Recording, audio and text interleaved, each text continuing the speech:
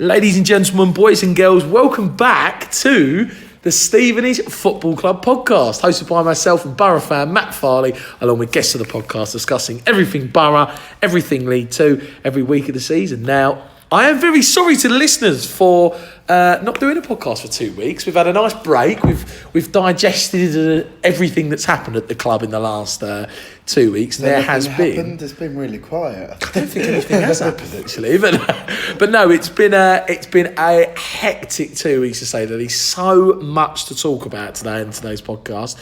We will be back for every week of 10 weeks, and we're going to give it our all. We're going to get players on, we're going to get managers, we're going to get coaches, and we're really going to give it a good old pull through for this podcast at the end of the season. Hopefully keep our beloved Stevenage up. # Stevenage for League Football, which will be really good. Joining me today on the Welcome Back podcast, massive Borough fan. I don't really know how to introduce you anymore. Superstar. You cover so many different paths. Twitter, sensation, SG1 panellists. I'm trying to think of what else we can introduce you as. I think I'm just famous. Donnelly's 11 captain. There's so many things I could be famous I'm for. just going to introduce you as Borough fan, really, because, that's what you are, I guess. The most depressing thing you could have done. The most greatest, though, come on. To diehard Borough fan and Stevenage Football Club podcast regular, and up for Stevenage Football Club podcast fan of the season, Reece Donnelly. What an entrance that is. That's pretty good, isn't it? Thank you very much. Come on in, mate.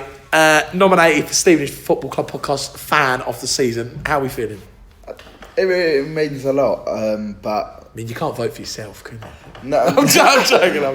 You watch. I wish I could. No, I'm joking. There are plenty of very, very good people on the list, and people that wasn't nominated as well, but it's fantastic to be thought of in that way. I wanted to do that, and I want to put this message out to the fans, because a few fans I think were a bit, not angry, but a bit like, why haven't I been chosen? And it was literally, because it's been such a poor season, there are, as you say, hundreds and hundreds of excellent Borough fans who go week in, week out, and it is very difficult to get in contact with everyone, but we acknowledge. But it was literally just a bit of fun after such a poor season we've had. I thought it would be quite a nice thing to do. So you are up. Mr. J. Drakford has also been nominated. Mr. Steve Watkins has been nominated, and David Valentine are a broad Borough fan who is up for nominations. So how do you fancy your chances? Not for me to say, I don't think. Do you not think? I think the other three are amazing, by the way. Should put that I think you got a good chance. Good, because I've started getting a trophy in Grove. I know who I'm voting for, put it like that. It's not you. No, I'm joking. But Reece, great to have you back on, mate. Have you missed the podcast a little bit? Our Wednesday shenanigans, I miss being able to vent as heavily. It's quite a nice hour, because we get this hour to get all our emotions out over our failed bottom place position at the minute, don't we? Yeah, I think I've calmed down a bit since. Literally.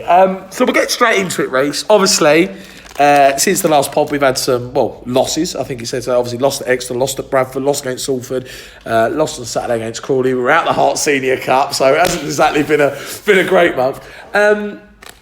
We'll start first of all. Graham Wesley, unfortunately, departing the club. I say unfortunately, but I think we all knew that was the right thing. There has been the appointment of, I'm going to call him Sir Alex Revell, because he's such a legend, and we love Revs to pieces, don't we? Well, I mean, especially you. Especially me, Alex Revell. Alex Revell has been put into management along with Russell Slade as a consultant. A bit like Glenn Roeder.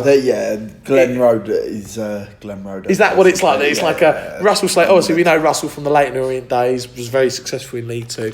With Mark Sampson still at the club as coach, which is great. And also Ronnie Henry, although I didn't see Ronnie on Saturday. Ronnie has playing commitments still with Billericay. So he can't step up to the run. He does the weekly training sessions. Oh, I get it now. Okay, so Ronnie's there in a week. So obviously we've had a change in setup. First of all, Reece, in my opinion, I think it was right that Graham went. What were your thoughts on it? I mean, we all knew that it was time for him to go after that Salford loss. Although we did all right against Salford, but what was it, 7 losses consecutively, wasn't it? Yeah. He had to go, didn't he? Yeah, no manager can survive 7 consecutive losses. So I think it's one last roll of the dice, really. I don't think we could afford just to watch for, well, it was 12 games when Graham left. We had 36 points to play for. That's a lot of points. And to me, we just didn't look like winning football matches. There was disarray on the field, constant changes to personnel unnecessarily, formation changes. There was no massive shift upwards in fitness, which was a big part of why we employed him. So it just seems like if we kept him, to me, it would have been just accepting our fate. I'm far from happy. I'm gutted for Graham because I know he cares so deeply about the club. It's just one of those things where the unfortunate has to be done. Yeah, I agree. It was, to lose.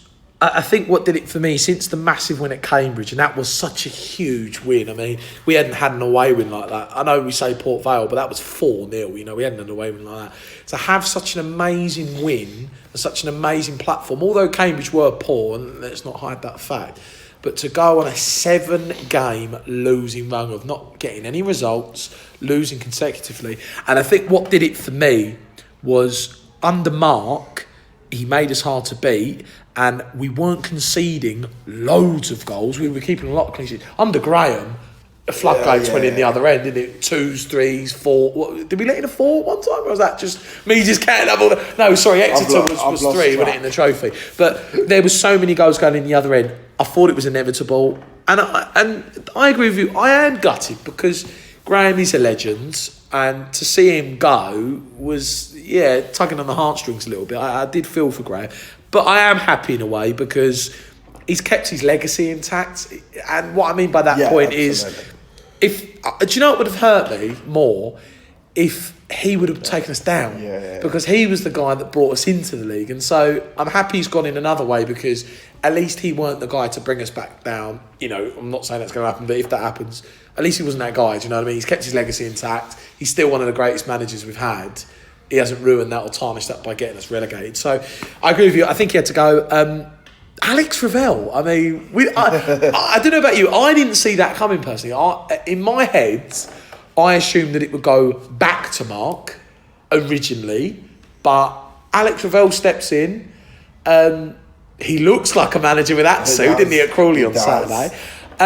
What are your thoughts on it? Because we've got, obviously, I know Alex has had his first game on Saturday and we've lost 2-0 away at Crawley, although I thought it was an alright performance. We've got 11, cup finals now, really, to 33 points, and we're 8 points adrift. Can you see him keeping us up and sparking a reaction in the team? With Russell, with Mark, with Ronnie on the training pitch, in the last 11 games to hopefully keep our club up? I don't think there's too many managers we could have brought in that made me thought convincingly we're going to stay up. Everyone knows I'm a big fan of Alex. I think we all are. When the news was announced, everyone was like... a lot of people say, not sure about the appointment, but we love Revs to pieces, didn't they? That was like the initial reaction. I get it.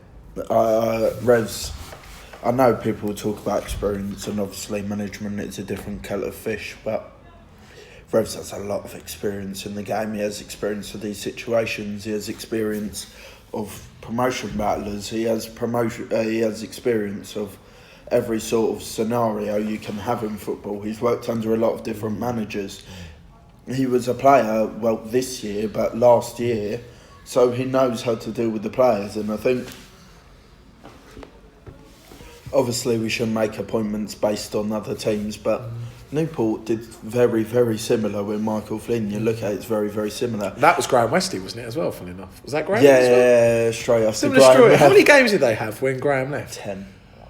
Could you imagine if it was the same scenario where we scored 10 seconds to go at Carlisle to keep us up? What would you do? What a night out in Newcastle. Ravel, could you imagine it? Alex Ravel comes on and scores the winner to keep us up. Get him a statue outside the North, I'll say, if that happens. But Yeah. Would be great, wouldn't it? I think there's enough there to say Revs might do well. Look, if he don't do well, there's going to be very, very, very little blame put on Alex Ravel. There's no pressure on him, is there? It's not like Graham Westley. I wouldn't say there's no pressure about it. But I think people are a bit more accepting rather than when Graham Westley came in. I think people, when Graham was in charge, it was a bit like, right. But under Alex, I think people have kind of got the mentality now that, look, if he does it and he somehow keeps us up, amazing. If he doesn't, then it's not really his fault. There's a number like Revs could do really well and still go down. That is a possibility. You look at Ian Everett at Barrow, got relegated as manager technically of Chesterfield. Got the job at Barrow and it's now top of the league and looking like they're going to come up. Ryan Lowe with Bury got relegated from League One. He kept the job and then got them promoted, albeit slightly illegally. That's true. Do you know what? I loved it. I absolutely loved it. I was actually playing a game at the time and someone told me, who was refereeing the games, he works for the club, and he told me that Alex had been appointed. I loved it. Look, don't get me wrong, Mark did a really good job in terms of, as the issues that we've had this season. But Alex has played for the club, he's coached in the academy, he knows the club, and he's been an assistant, he cares. And he's a very good football brain. He's played at a high level, he's played under managers, he's coached. And I just think that, look, we need a reaction from this team. We're 8 points adrift now. And look, if there's anyone that's going to get another reaction, it's Alex Ravel. And I think the Russell Slade thing as well, I know that took a few people by surprise, but Alex and Russell know each other because, Alex played under him, and Russell knows League Two really well. Very successful manager in League Two. As long as it's I think it's a good setup. As long as it's Rev's appointment, I couldn't care if it's Billy Bob Jr. Love the guy. You do, I know that. Yeah, I'm a huge Revs fan. And I'll be lying if I'm not a little bit... Come back on the podcast, Revs. We're loving back on. I'm not a little bit giddy about it. I mean, I could listen to him for hours talk about football. Yeah. There's a lot there that we could look forward to, but obviously, right now we're 8 points. I think, in my honest opinion, I think he could turn it around. I think he's got the right personality. He's got the right people around him.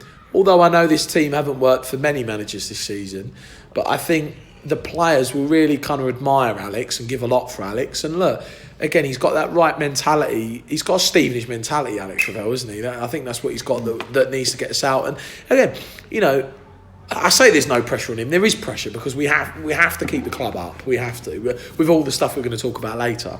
But I think he's the right man, and I think he's a very credible person to have in charge. And I know that we had that first performance at Crawley, but I'm looking forward to these last 11 games and seeing how he gets a reaction from the team, because there are games there that we can win. We know that, don't we? The back end of the sixth season, there's good fixtures there. You look at the run-ins, we have the better hand. 8 points adrift. We're still waiting to hear from Macclesfield, aren't we, with that situation this much? I can't believe we're holding out on that. March 25th. If I had to put my money on it, I think a lot of people would say, well, probably that's a lot of work to do to start. But look, it's not over. We're 8 points adrift. There's 33 points left to play for. It's back, Stevenage. It's back the football club and go. Got to beat them two. We got to beat them too, but we've still got to play them both. I happen to think Scunthorpe. I know Scunthorpe won recently, but they had a bit of a patchy bit of form recently as well. That's a winnable game. Oldham's winnable, Carlisle's winnable, Mansfield, that's winnable at home. Mansfield's winnable. That's winnable. There's a lot of winnable games here, and if we can just spark a reaction in the team, who knows? I've said it all season long. I even said this back in November. I think we'll pick up a lot of points at the back end of the season. I wouldn't be surprised if Alex comes in, he gets us a win, gets us up to 25 points, gets that platform, and gives us a bit of hope to win those games at the end of the season and stay up. I think Revs obviously brings everything we said with his experienced football brain, but he also, if you listen to his interviews, is talking about enjoying your football, which is important. And I don't care what anyone says, you've got to enjoy your football. If you're not enjoying your football, the boys I don't think they've enjoyed it all season. If you're enjoying your football, you feel you can take a few risks, you're going to increase in confidence. And I think that's what Alex wants to bring, but he also talked about bringing organisation. So I think he's very much brings these values that we thought, well, Graham has and couldn't quite bring, but he also brings it in quite a modern way, because obviously he's been a player recently, and because everyone, I've never met anyone who could say one bad word about Alex Ravel. Yeah, I agree. I think he's a lovely guy. He had the kind of the pleasure to have us up for the podcast, which was great. And I love Alex. I loved it when he come here. I always remember his first game at Accrington. What really kind of cut a different cloth to all the other players when he played at Accrington. He was, we'd been on a little bit of a bad run of form, didn't we, under Sol, and he come in. And I remember he played the whole game with a smile on his face. And I was like, wow, what a player. He comes here. Alex, I think everyone knew he was at, I say the back end of his career, but I mean, he knew that he was going to go on to something else soon. And he come in and he played with a smile on his face, and he's got that real die-hard mentality. And as you say, there's a lot of values he brings. What I like, there's good people looking after the team. Alex is a good head. He's a very good head to have there. Russell Slade's been very successful in Leyton Orient, as we've seen in League Two. Mark, as we know, did good things with the team, well, better things than the other people did in charge. And as Alex said in that interview, Mark's a fantastic coach. He's a brilliant coach. So to have those people there, that's a good fairly good reason of why we went with Raves instead of Mark, because Mark is such a good coach. Has coached them all and has been so hands-on that they're almost, not on purpose, but player power can kind of be on top, because there's not that holdover a dressing room. But the second Alex Ravel walks into a room, I can imagine it could drop. Respect, isn't it? A lot of them have played with him as well from last season. I think as well is that, as you said, there's a lot of experience there, and I actually think that if the team can get one win, if the team can win this Saturday against Walsall, which is a very important game for our Stevenage, as we know, it could actually be, and I know we've said it all season, it could actually be finally the tipping point and turning point where we get a win, but we get a win under a manager who can hopefully spark a reaction in the team, and we can try and go on and win games. But it's going to be tough, but I believe he can do it. If the gap is 4 when we play Morecambe, that puts us in a great position. I agree with you. I think we've got to beat Morecambe and Macclesfield. We've got to beat those teams. If we don't win against those teams... The problem with that is we say that very easily, but you look at Macclesfield home's record... Well, Morecambe have improved, haven't they? They've started winning a few games. Personally, I think it's now a 2-horse race. Between us and Macclesfield. Yeah. We've got to win those games. But I fully and wholly believe... Look, I'm not giving up hope. I'm backing Borough, as we all are. We're backing Stevenage, keeping our club up if we can. And look... There's some winnable games here at the end of the season, and let's give it a good go. And look, there's plenty of good things I saw on Saturday. Yeah, exactly. How we didn't score. I don't know how we didn't score on Saturday. Charlie Carr has said that. We've said it all the time. So obviously Saturday, we lost 2-0. Obviously we know that we're bottom with 8 points. As I've said, going forward, Rev's in the seat, Slade there, and Mark and Ronnie on the training pitch. Good people there. So going forward then. 11 cup finals, really, isn't it? With 33 points left to play for, and we're 8 points adrift. It's a very hard job. I think what's great is there's been a bit of unity at the club, isn't there? Yes, yeah. Hashtag Stevenage for League Football. Now, you caused this. I actually caused this. Can you believe that, though? Yeah. Someone said to me at the game Saturday, someone come up to me, I've never met this person in my life. I didn't even ask for his name. I don't know why. Had a few drinks anyway, so yeah, it kind of evaded me that way. But someone come up and said, "Are you Matt Farley?" And I was like, "Oh God!" I was like, "Holding on, yeah, I'm good." He was like, "Thank you ever so much," and I was like, "What?" He was like, "You started that Stevenage for League Football thing, technically, didn't you?" And I was like, "Well, to some degree, yeah. I mean, still, to some degree." I just want to kind of give my opinion out there, really, because I don't think it was taken in the way that it was meant, put out. Did you understand what I meant? To a degree. I think you wanted to say if we go down, which looks inevitable, we've got to kind of look on the bright side of it for us, but yes, we can't look at it as a good thing. Yeah, no. What I was trying to say is if we did stay up next season, would we be able to financially be able to buy? Because let's be honest, we're not going to be able to keep all of this team. We can't, can we? We have to start fresh, surely, don't we? I mean, some would say that's a bonus. Yeah, no, that's my point. So my point is if we do stay up, which obviously I hope we do, and we get rid of a lot of the team and the players, are we going to be able to have the finances to buy a new team who's good enough to play in the league? But two, are we going to be an attractive, that's not even a word, attractive club to attract players who are good enough to play? I don't think we've ever been an attractive club for players. No. I think it's always been a hard battle, and I know that people would probably agree with that. And I think, but this is what you do. You look at teams that were down the bottom last year, they're now... Look at Cheltenham. Till December, they were in a relegation battle, and now this season they're looking at automatic. It's the same in Newport, isn't it? When they made the playoffs, exactly. It's catch-22. Sometimes it just takes the right mix. Yeah. We haven't had the right mix this summer in terms of management and how those relationships went. Yeah, I've said if the club do stay up, I think we'll go on to be really successful, like Newport for many years, like have playoff runs. But my point was, if we did go down, then at least we'd be able to sort the football out, which is obviously one of the most important things. Although, I didn't know the amount of things that the club would lose. So, when I made that comment, didn't know about the academy, didn't know about the foundation, I thought those things would kind of stay the same. Yeah, and then when I found out that we wouldn't have to stay as the academy, we'd lose the foundation, people lose their jobs, it was a bit like, well, obviously we can't go down. For example, the academy takes £600,000 a year to run. That's a lot of money. Yeah.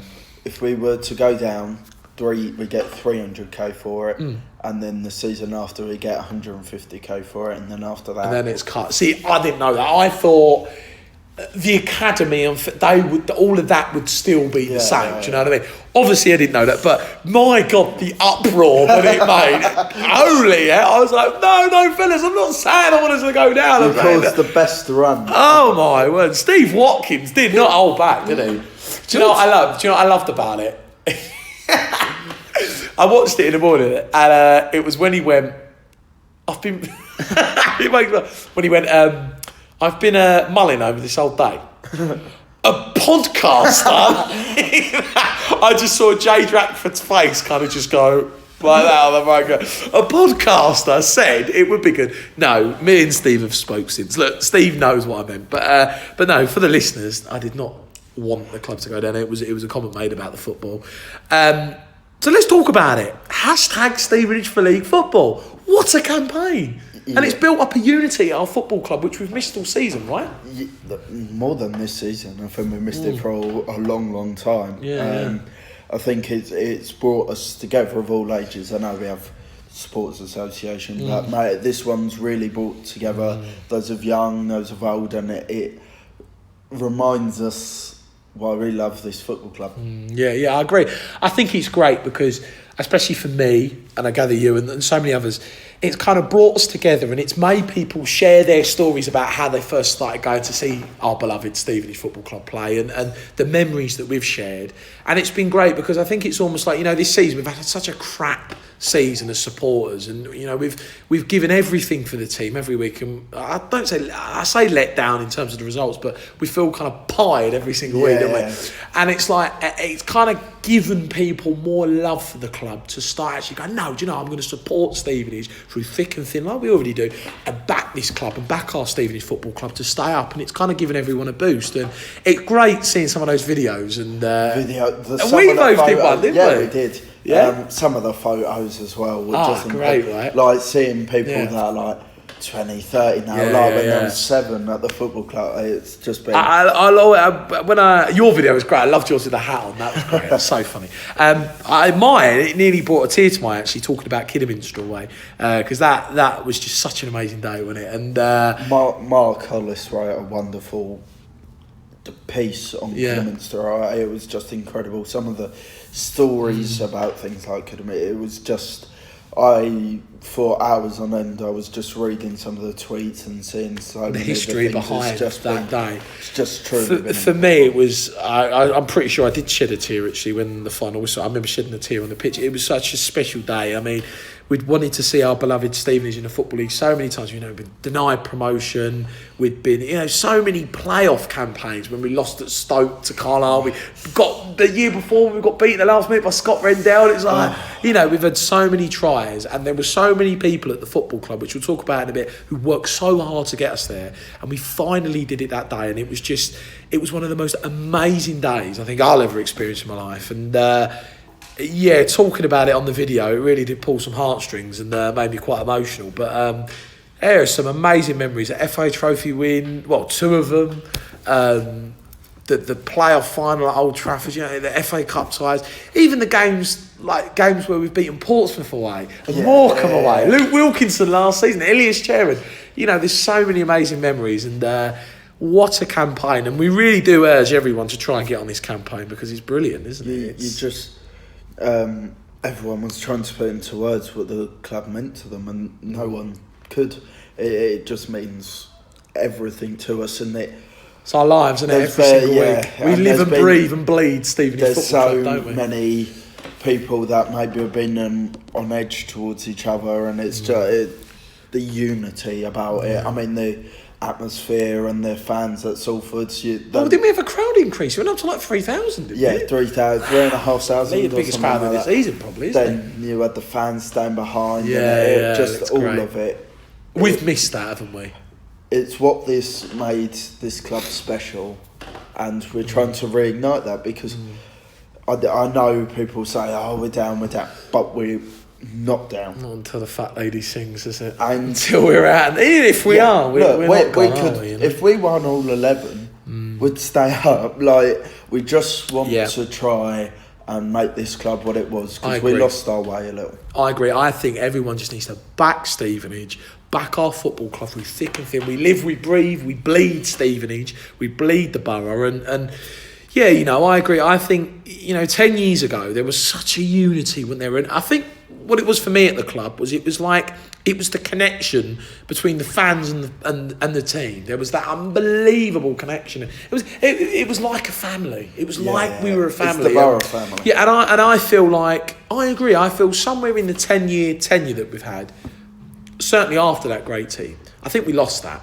I think we lost that to a degree. If you listen to the SG1 show about it, they was trying to debate where we kind of lost it. Some even said that at Kidderminster, because the dream always for Stevenage was the Football League, and then we reached that dream, and it's like, we've done it. We've done it. We've made the promised land, hasn't it? It was unbelievable, wasn't it? Right. And I think we need a reminder of how much went into that. Maybe, I think, do you know what as well? I think a lot of us fans, I'm not blaming us, but I think we probably got a bit comfortable as well. We're in the Football League. Actually, no. You know, we were a non-league club. We tried for so many years. We were denied in the 1990s. We had all these things go on, and we need to remember that. And that's why I think it was great bringing up stories of how we first started going to Stevenage in a conference, and from wherever people started going to support our beloved Stevenage Football Club, it brought those memories, it brought those stories, and it gives me a buzz. I'm like buzzing for the last 11 games. I'm like, come on, Stevenage. Unbelievable. You know, it gets that unity back. After Bradford, we were going,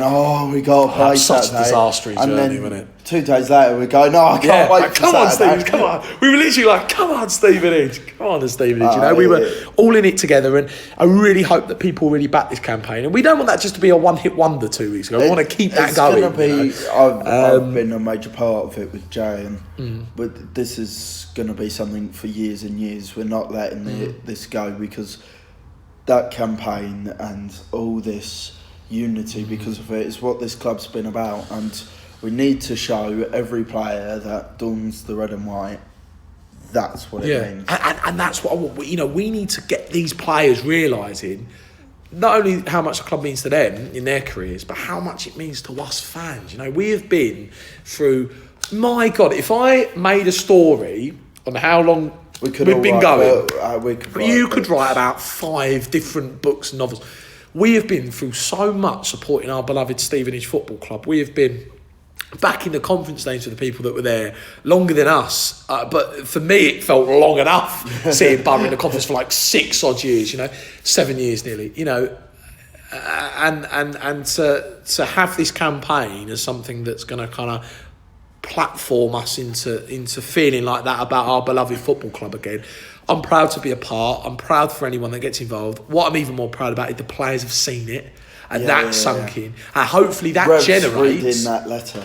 Yeah, exactly. Hopefully that generates some sort of hunger and passion in this team to go, you know what, we're playing for a family, a community here, for a football club that have tried so many years to stay in this league and get into this league and try to keep us up. Amazing campaign and yeah, you know, bring your colours, bring your different Borough shirts to games this Saturday, exactly the same as it was a couple of weeks ago at home, and really try and get our football club up. But what a brilliant campaign, eh? Buy your Stevenage for League football t-shirt. Get it on, they're on sale, right? Online, yeah, all of it. Does it all go to charity or is it no, the money just goes to those who produce them, but but I've seen them in person. They're very good. They're really good. Yeah, you put one on, didn't you? I did. You put one. How was it? Was it good? Yeah. It's good quality. Looks good.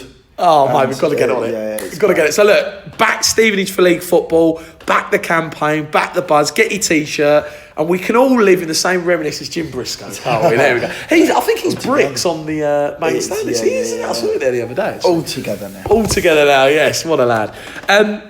So moving on, obviously, it's a bit of a different podcast tonight because there's so much to discuss. We're just going to discuss the things that have happened.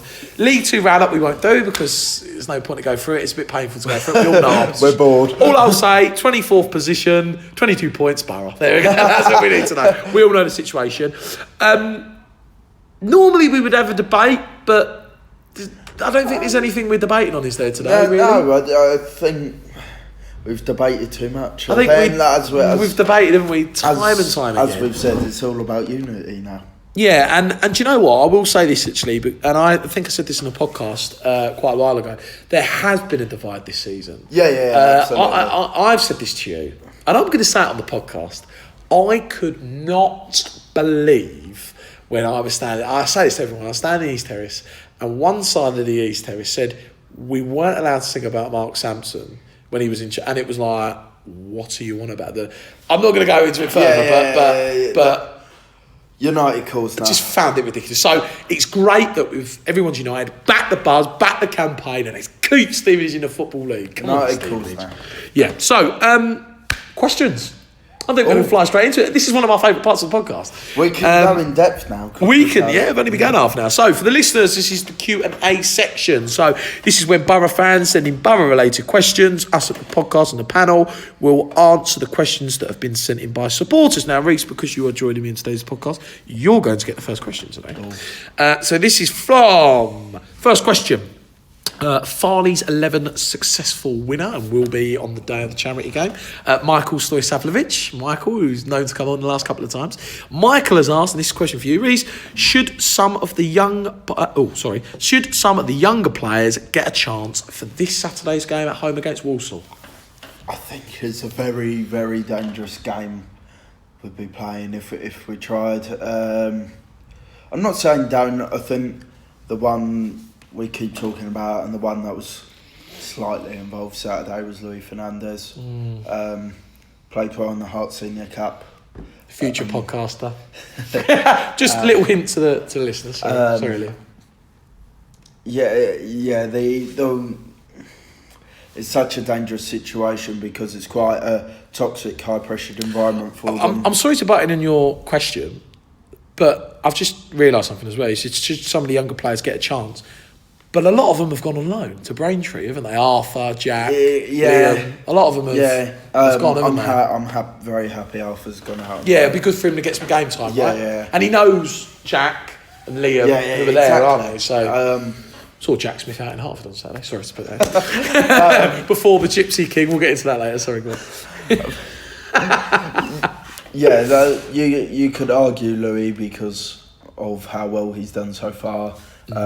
How out of form certain players are, but it's I understand the argument either way. But for me, it's 50-50. I'm very happy I'm not the manager, that's for sure. Yeah, well, that's the problem. Alex has got so many decisions to make, isn't he? With 11 cup finals, as we say, to go for our Stevenage. Good question for Michael, though. Next question's come for Johnny. This is going to be for me. Jonathan Hibbard. Obviously, we know Johnny. Met Johnny at that Scunthorpe away day that time. That was on the train. What a day that was. Johnny has asked, we've now got several young players, Reid, Cowley, Fielding, Orrington, etc., gaining experience at non-league level. If we do go down, do you see those younger players as the future backbone of the team? Very good answer. I think. Question. Oh, sorry. Yeah, sorry. I don't know what's going on with that. Good question, Johnny. Sorry, it's because we hadn't done the podcast for a couple of weeks. I think it's a very good point. I think there's some players in that list there that are possibly going to be a backbone of the side. Look, this is if we go down. If we go down, those players, could be used for many reasons as well. My point is that, as we say with our football club, we always get these younger players, a bit like Bill Wilmot, and we build them and that we play them at the level and then we sell them on for money. That's how the club survives in the longevity and affords certain things. So I believe players like Cowley would be important. I think I would go as far to say Cowley's probably the most promising he's playing for player. Solihull at the minute, isn't he? You know, he's possibly the most promising player. Especially at that level. Fielding, it's a good. He's been playing. He's been doing okay, isn't he, Jamie Fielding? Yeah, I believe he's done well there. I know he's had been in a tough situation with his from what we've seen of him, but I do like a lot of the things I see and know about Jamie Fielding so far. Yeah, so to answer, I think he's one for a future. To answer Johnny's question, I do see a lot of those younger players coming back and being a backbone. Players like Arthur Orrington, I am really hoping that he gets some real good game time at Braintree, and if he does, if we go down, I'm saying hopefully we don't. If we do, then there's good enough players there with good enough talents to come back. I'm not necessarily trying to start every game, but what I'm saying is be a backbone for the team in the sense of being that second platform where they can play. Might save the club a bit of money as well. I think Wesley spoke a lot about Arthur possibly being a centre back. We've seen a few things from that. I mean, we've seen it in the leasing, and it's been very fruitful. Yeah, no, I agree. I think that good question from Johnny, and it's a very good question because. Yeah, my answer to that is I do. I'm not so sure about Alex Reid because he's kind of gone. I'm not sure about Reid. Reid. Although I don't mind Reid as a player, to be fair. I think there's things to work on. I think personally, I think players like Cowley, I think players like Arthur Warrington, I think players like Fielding, I think players like Liam Smythe could do well. He's scored a few goals. Even Jack Smith's played a few pro games. So I think there is a good enough pool of players there to help the team if we did go down in terms of playing in the non-league. But hopefully we're not saying that come April, are we? They're going to help us in the Football League. But good question, though, Johnny. Next question, Reece, is coming for you. This is a very good question. This is from Nick. Nick has asked, why are most of the new January players playing with the reserves in the Hearts Senior Cup and not in the first team squad? Parkhouse gets a hat-trick v Ware and then isn't even on the bench. Good question. Well, he first said it there. He said it himself in the question versus Ware. I mean, I used to play for Ware. Well, he used to play at the Ware ground. In the Hearts Senior Cup, you have to put your hand up and say, I'll go play with the youngsters. And fair play to those that have them. That's very good of them. I'm a big fan of what I've seen from Carroll so far in the two games that I've seen him. And he's played in the Hearts Senior Cup as well, hasn't he? In both games. Yeah, I liked what little I've seen of Falami. So I'm a bit confused as to why he isn't involved. I saw him Saturday doing like warm-up. Are they stuff. Also, would we say these players are involved with that because no, not all of them, because I understand a few of them alone, but Ben Kennedy, to be an example, I'm going to bring this up in this question because we've had many discussions about Ben Kennedy this season, and me and you have sat here, and even I've said I'd like him to be involved in the first team. I like Ben. I think he's got a lot of talent. But there he is, playing at Ware and scoring, to be fair, last Tuesday. Missed the penalty. Then last night misses a penalty. What is going on there? Is Ben being played there because he doesn't really want to be at the club, or is Ben playing there because he's going to play? What is going on there? We don't know what goes on behind the scenes, but ultimately this is all about unity right now, and if he don't want to be there, he don't want to be there, and I don't. He's got his little boy, isn't he? How So talented he is. yeah, he's a father now and all that. So he's got other responsibilities, and maybe he might not want to play for God. I hope that. I love Ben Kennedy. It's a shame what's happened. Good question. I will say though, that's where the charity game is. So we can say we've played on the same turf as Ben Kennedy. There you go, gracefully. The one I will mention is I want to see more of Patrick Redding. Yeah, he's playing again. He's been involved in these Heart Senior Cup matches. Yeah, and against Exeter, I thought he put in a fairly decent, bloody good player. Yeah. It was unfortunate for his debut, wasn't it? I debut thought he put in a really good performance there. Yeah, and I liked Carroll all the times I've seen him, so I want to see more of them. Yeah, I agree, and I agree about Carroll. I think Carroll's done well. Again, he's been thrown in at the deep end at Exeter, and I thought he held himself quite well for both fullbacks. Well, really good question there from Nick. And next question's coming from David Valentine. He's up for Fan of the Season award. Go on, David. David has asked, people keep saying if we go down that is it. I believe Borough will reorganise and bounce back in one season. Do you agree with me or think the future is a long-spurn non-league instead? Question to me. So I personally think if we did go down, look, there's two flips of the coin, right? First flip of the coin.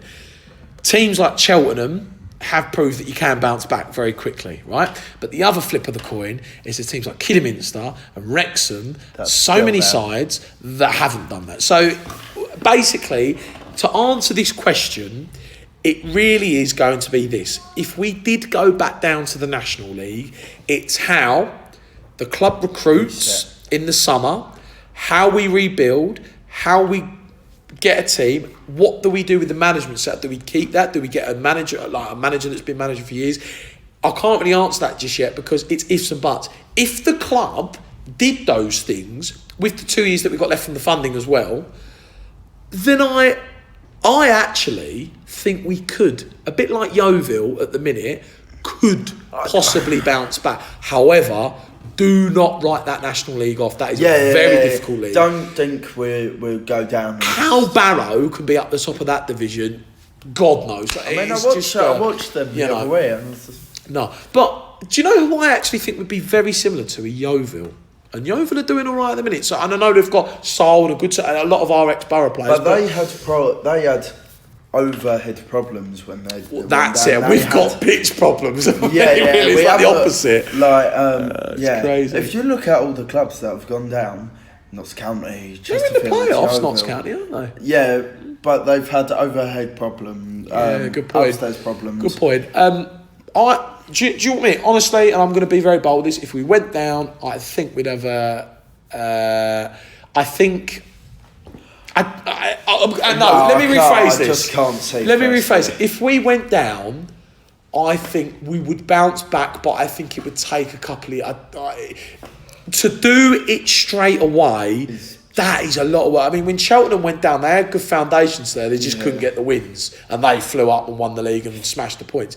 It's how our Stevenage Football Club rebuilds and goes from there. It's a very difficult question to ask. It's a very good question from David. I think we'd bounce back, but it would take a couple of years. It would take time with the whole reset. Plus, I think something the club is lacking at the minute. It's a strategy, a plan, and I'm not sure we have one at the minute or one going forward. Me and you have said this. Takes time to implement. Me and you have said this, haven't we, before the pod today? All of those issues from Ilias last season papered over the cracks, didn't we? I blame Ilias for this season. We blame this. I said to you off record, and I'm going to ask you now: would it have actually been a good thing if Borough went up? For many reasons. We would have recruited very differently. We wouldn't have been able to go back down to the National League if we did get relegated. There's no question on that. Yeah, League 1, League 2 gap is very, very different. Because, do you know what? When we didn't make the playoffs, I wasn't that I was not happy, but I was happy to a degree because I thought, I don't think we're big enough to go up yet. We hadn't even built the new North Stand. However, if we would have done, and I look at this season, if we would have got relegated, we wouldn't have been out in the National League. Even if we got the playoffs and got knocked out, true. I think it would have been. And also, we would have probably, we would have recruited differently. Yeah. Also, players like Steve Seddon might have come back. So Ilias might have stayed. You never know. To be fair, it would have actually been a good thing to hopefully try and go up. But it's gone now. It's never a bad thing to go up. It's gone, isn't it? It's gone, I guess. Reese, next question. Is this you? It says Reese. No. Oh, sorry. It says Reese. Well, whoever Reese is, Reese, we're going to... Reese is answering Reese's question. So, Reese has asked you, what's the view on the strategy the club adopted in the summer by recruiting such a huge squad, which has fired against everything the club has ever done before? Does it go against the thing the club's gone before? We've always done massive rebuilds. Low buys, we've done it all the time. The thing is... we're going to answer both of this, so you're going to go first, I'm going to go second, so that's the last question. I mean, too much of the recruitment has been... he looks a good player. They was a really good player. He's a decent player, and I understand sometimes you have to do that with the platform we're at, finances wise. Yeah. But to finish the season on 70 points and recruit 17 players, to me, it's mind blowing. But I fear that. I mean, I can't say for sure, but the recruitment seemed to be very scattered, and we don't know if that was one voice or two, or it just seemed very, very weird. Looking back on it, at the time, Dean Parrott, fantastic. Yeah. But it's the most injury. Look, I completely agree with you. The most injury prone with Parrott as well. Me personally, I said this to you off podcast today. For one, we did not recruit in the final third near good enough to stay in this division. Ilias, as you said earlier, he papered over so many issues that we actually have with that team. Let's not take into fact, Curtis Guthrie, before Ilias came, he scored a handful of goals, but he weren't setting the world alight. There was some issues. There was some issues as well, right? Ilias comes in, people have said, yeah, but that's Guthrie with service. That's Guthrie with championship service, not League Two service. Like, he was always going to score, right? So, we went into that window in the summer, and I think Maria looked at Guthrie and went, goal scorer, bomb, because of how he played at the end of the season. I think we underestimated the effect of Joel Byron. I think we underestimated the effect of Joel Byron. Yeah, people will laugh at me, but the ability, his ball playing is... very, very good. We need that in League Two. Our midfield just didn't have that. It's slightly improved now. I'm a big fan of Dan Kemp. A bit more attacking intent there. Bit more like for Chairboat. Just hasn't. We're never going to be able to replicate him other than getting it back, are we? But my point is, went in. Who did we recruit? A very promising non-league level talent, and for me to compete in League Two, there needed to be better recruitment in that final non-league third. talent. Do you know what I mean? Like National League North, he was very, very low level. I'm not saying I'm a big fan of Jason Cowley. I think he's got huge potential. Yeah, 100%. He's come from the 9th. Yeah. Like, it's not like Danny Newton, who was in the Jamie Vardy Academy, who was ready to go, and look what he did. For me, that recruitment in the final third was absolutely disastrous. And not just the final third, because I don't feel the issues this season for me haven't been in. I think the midfield has got a lot. Yeah. But my point is, for goals and to stick with Guthrie when we knew that Guthrie probably was going to leave this season. Yeah, probably. Mark's resistance with Guthrie. Yeah, exactly. But it's probably the only reason why he stayed, right? But my point is to not recruit really anyone. We all saw the pre-season games: St Albans, Maidenhead, Portsmouth. Even Wingate only scored one, and that wasn't even a centre forward. That was Charlie Carter. So many things to add up to that. I remember saying to you at Maidenhead, we're not creating anything. No, you could see it. We have all the ball, but we're just not. Do you know? I forget about Maidenhead. I always talk about St Albans. We didn't score. We lost against Maidenhead, didn't we? Yeah, we was really. And they're in conference. So for me, the writing was on the wall. I agree. I think we recruited and we almost kind of ate all these players to the club.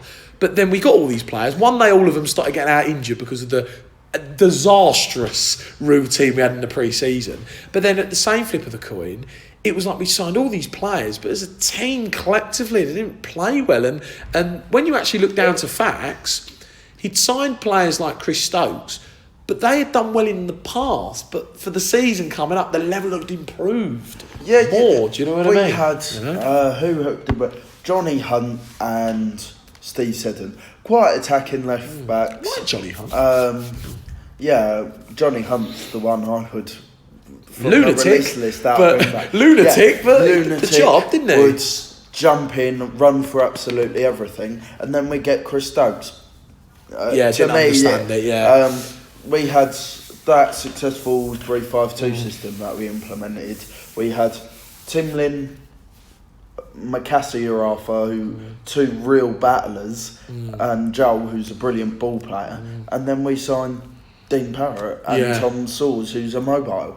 Like Tim Lynn and Arthur used to move around. There's a lot of signings in this team. It just seemed to be without any thought towards it. It was do you know what I think it was? I agree. I don't think there was any thought to these signings. Do you know what I actually think happened? I think they had a look at the players that were available and they were, oh my God, look at all these players. And they went, right, get him. And actually, when you actually look at it, what the management setup should have done, or whoever made those recruitments, is actually look at the team and go, right, well, we've just come off the season with Ilias and those players, right, instead of just getting all these players to the club, let's get players who would fill in those positions for players that have just left and then build a team around that. Instead, it was like, in the first 2 months, we'd signed about 10 players. It was like, my God. If you remember, many of our signings was late as well. Yeah, it was like Tom Sawes got announced on the day of Salford. I mean, it was like, what is going on? I've never seen anything like it in my life. Elliot List is a great player, but we signed him 1 month into the season. Like, where's he gonna? As much as I hate to say it, because he's probably a lovely guy, and I've seen him in Nando's, etc. Adam El Abd, what is going on there? Like, I just feel like I could have told you Paul Taylor was a poor signing. Well, yeah, exactly. But for me, it was almost like not panic bought, but I think we probably. Do you know what I actually think probably happened? We got all the equity funding from all the investors, and I think we just went, right, we got all this money, right, buy all these players. We stalled on signing, waiting. It didn't work. The perfect opportunity would come along. Yeah. They didn't, and then we're going because we need to buy. As we know, as me and you know, there's a lot of players that this club could have signed. Yeah. Right? So to panic buy and buy the players we've done, I think was very poor of that management setup. But it is a very good question from Reese. And then we could speak here an hour. But I think we'll give the listeners a break from our voices, to say the least. But really good from Reese. Thank you to all the listeners for sending in their questions. Before we go tonight, quick mentions. Stevenage Football Club podcast, fan of the season. We have Mr. Reece Donnelly, Mr. Jay Drakford, Mr. Steve Watkins, and Mr. David Valentine, who is our abroad supporter. Monday. No, sorry, I've got it wrong. Sunday. Sorry, it's evaded my head. This Sunday is the competition. It is the poll. It is going to be out on Twitter. I will post it on Borough Chat and the forums and Facebook and where else. Go and vote who you think should be your Borough fan of the season. I know who I'm voting for. Again, there are hundreds of Borough fans that could be involved in this competition, but it's a bit of fun. We even give the competition out to the fans to vote, and they all voted. So these are our four. Do I get a wooden spoon? The winner gets a little prize. Oh, I'm excited. So that's going to be the case. A couple of things. The Stevenage Football Club podcast charity football match event, Sunday the 3rd of May. I think we mentioned this last time I was on the pod. It is now booked in Ware FC. So unfortunately the club never got back to us about using the Lamex. Do believe the Lamex is taken anyway on the weekend. So we have booked in Ware FC. So the charity we're going to be doing it for is Macmillan Cancer at Ware FC. The event starts 11 o'clock. It will end about 3 o'clock on that day. Hopefully the weather will be really nice. It's the weekend before the bank holiday in May. So if you're not doing anything on Sunday, get down to Ware. Borough played Ware last week in the Heart Senior Cup, so people know where it is. Get yourself down to Ware. We want to make a massive atmosphere there, big atmosphere. The clubhouse is going to be open for alcohol, so you can have your drinks all day. T-bar's going to be open. There's going to be a barbecue, a raffle, 2 games of football on show. Slater's 11 versus not Nate's 11 anymore. Nate isn't playing. So we're looking for a new captain for whoever that's going to be. And an easy win for the Farley's 11 against Donnelly's 11. I do believe our game is the earlier kickoff now. So we are 11 o'clock kickoff, and Slaters v whoever it's going to be now is going to be the 1:30pm kickoff. So it's going to be a great event. Please come down. Please get involved. We're going to try and get hopefully Revs and Mark as well if they're doing nothing on that weekend, and a few players, and really have a good day, and really a kind of a celebration after the kind of awful season that we've had at the club. Shame it's not at the Lamix though, but what can we do? Yeah. Other things, podcast at the end of the season, that is coming up very quick. We are hosting the League 2 podcast. That is something also I keep forgetting. We'll be asking. I found out the other day that there has to be 6 of us Borough fans. 6. So if you're up for it, Reece, me and you, maybe the Lusby might be enticed, and then we'll only need 3 more if Nate's not doing anything. But we are looking for, let's say 4 more Borough fans to get involved. And yeah, that would be really good. I don't know exactly who is involved from League 2, but I understand that there's 6 other podcasts. So I don't know how the event's going to work, but we're going to find out about more of that. That's about it. That's about it for today. Have you enjoyed it today? Good to be back. Yeah, I've got half my run done. Coming in. Let's get it over and done. 11 games left, 11 cup finals. We'll start this Saturday at home against Walsall. Our beloved Stevenage Football Club. I'm going to ask it. Under Alex Ravel and Russell Slade and Mark Sampson and Ronnie at the training days, are we going to stay up with 11 cup finals and 8 points adrift, 33 points left to play for? Are we going to stay up, Reece? Revs is winning all 11. And that, back it. Do you see why that's come off 8 straight losses, 8 points adrift? Oh, no, it's like a point per game, isn't it? I tell you what I'm going to say. We are going to stay up. Positivity. The Farley's back. Hashtag Stevenage for League Football. Let's keep our beloved Stevenage in the football keep league. the movement going. Stevenage. Come on, Stevenage. We're going to do it. I'm going to say yeah. I think Morecambe, Macclesfield, Mansfield, Oldham, Carlisle will get results from, and I think we'll stay up. We'll win all 11. Yeah, we'll win all 11. Thank you ever so much for the listeners for getting involved with today's podcast. Again, we do apologise for not doing a pod for a couple of weeks. It's been quite nice to have a break and get everything sorted, and yeah, basically come back this week and do one. So we'll be back next week, episode 32. Yep. Episode 32. So we have got 10 weeks to go. Confirmed for the podcast, we have got a few players coming on in the next couple of months. We're going to try and get as many players. We're going to try and get Revs and Mark back on, and loads of people at the club, and really boost the podcast for the last 10 weeks of the season, and try and keep our Stevenage up. Hashtag Stevenage for League Football. Just going to throw that in there again. Thanks all listeners. We'll see you next week for episode number 32. Get yourself down to Lamix this week and wear your colours and really support us to hopefully get our massive 3 points against Walsall. So thanks all listeners. Have a lovely weekend. You've been listening to the Stevenage. Up the Revs. Up the Revs. Go on, Reece. No, up the Revs. Up the Slade. Everyone. Up the Sampson. Everyone there. You've been listening to the Stevenage Football Club podcast.